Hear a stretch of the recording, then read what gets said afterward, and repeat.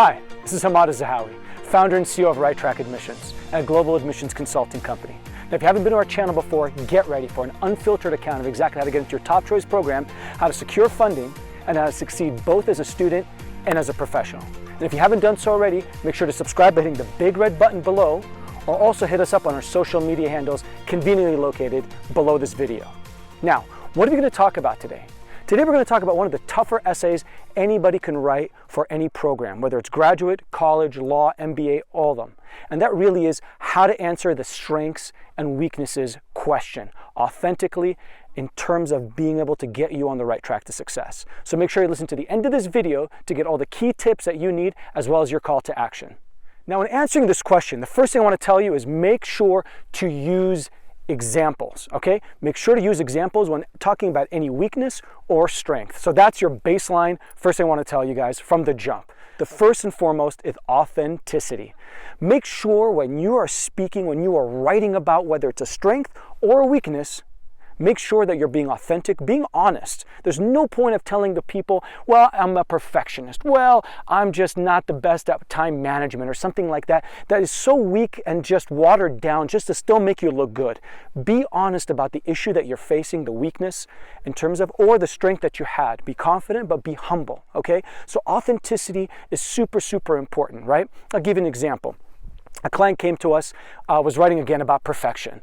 In the end of the day, when we spoke to him and we really dug deep, it really came down not about perfectionism, which is why he burdened his team with too much work. In the end of the day, it came down fundamentally to the fact that he didn't have enough experience, and that lack of experience is what made him overcompensate by putting too much burden on his team. When we were able to draw that out, it wasn't about perfection, it was overcompensating. And that's what really stood out as a weakness, and he was able to overcome it. So the first thing is authenticity.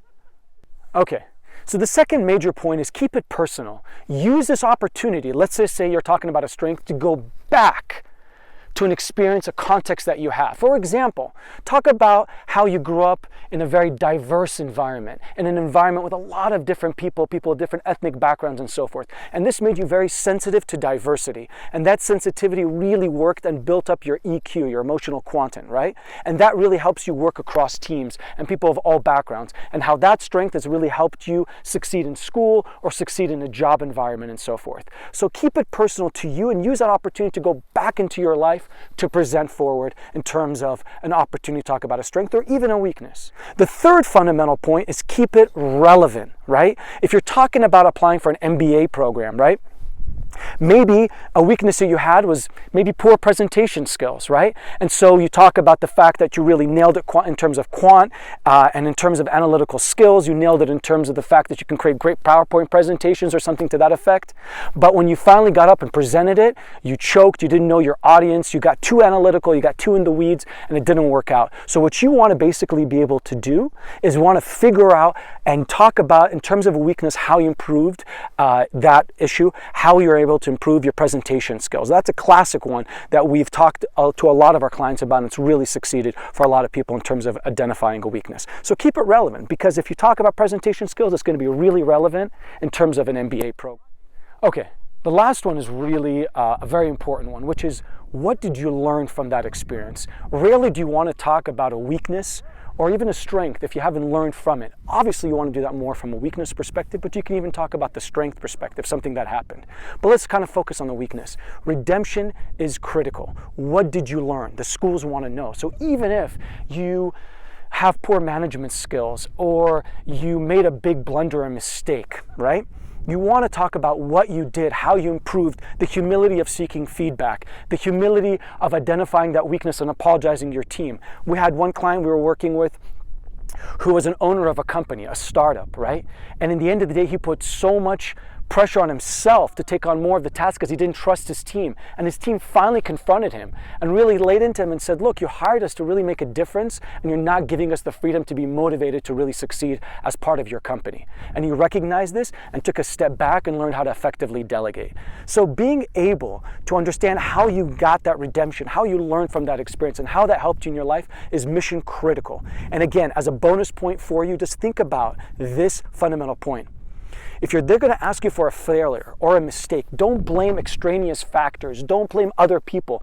If there is an issue that you made, a blunder that you did, a failure on your part, make sure to identify that. Make sure to own it and be able to talk about how you redeemed yourself from that experience.